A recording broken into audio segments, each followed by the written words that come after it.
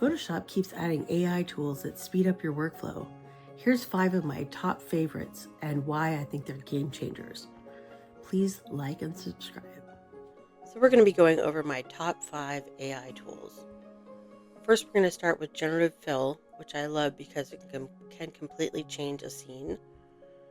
We're going to use the Remove tool to remove some unwanted objects. We're going to use Generative Expand to expand the canvas and use the AI tool to fill it. We're going to adjust some colors and modify our scene. And we're going to use text to image with composition. So we have a composition file that the AI tool can use as reference. Let's get started. So we're going to start with Generative Fill. It can completely change a scene. So we're going to start with selecting with the lasso tool the background and modify it. I'm going to keep the sky, but I'm going to remove all of this side of the road. Now we're going to go to Generative Fill. And you can just hit generate. And what that will do is if you, for instance, if we selected the car, it would fill the car space with road. But in this instance, we're going to actually give it a prompt. So we have 3 options. Make sure and zoom in because sometimes some of the details get a little warped by the AI tool and you might need to regenerate again. The other thing I'm going to do is select the car and see if we can come up with a different car.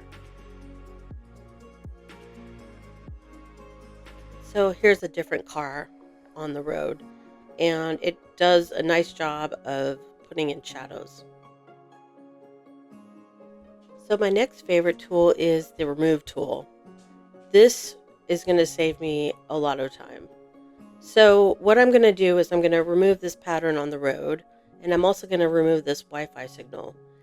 My suggestion is to do one at a time. Don't try and select more than one thing and then ask it to remove.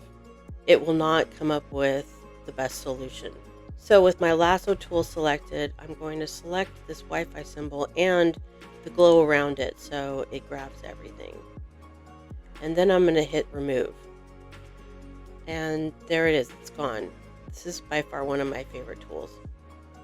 And then we're going to select this pattern.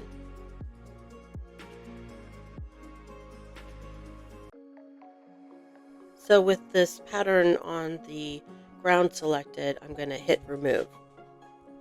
There you go, the remove tool. It's fantastic and will save me so much time. So my next favorite tool is the Expand tool. And I plan to use this a lot, especially in design layouts where I need room for copy. So what you do is you go over to the crop tool and you just drag out your crop tool to extend the background.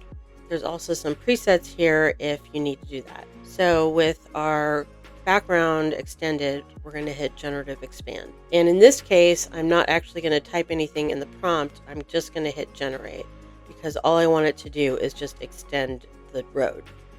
And now we have an extended road. And if you find something in here you don't want, again, you can use the remove tool or Generative Fill again. So the next tool we're going to go over is adjust colors. Now this is great because you can either adjust the image as a whole or you can actually select prominent colors that exist in your image.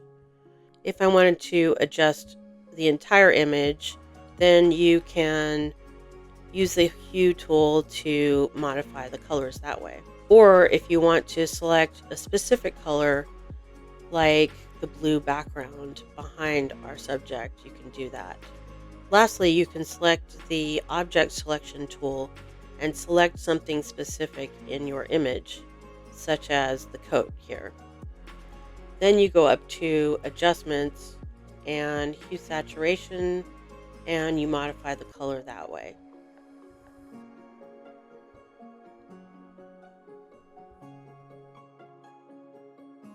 Next, we're going to go over text to image with composition. So I generated this image of flowers, and I wanted to use a file for a composition reference.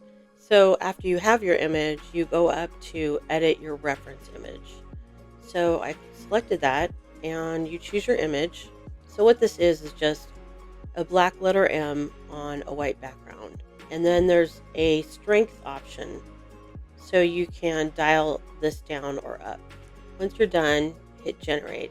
So what this composition reference does is it gives the generative AI model something to use as a reference for where to put the generated image.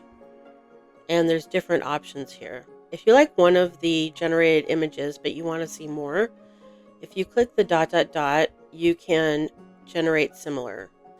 Now that I've shown you my favorite top 5 Photoshop AI tools, what are some of yours?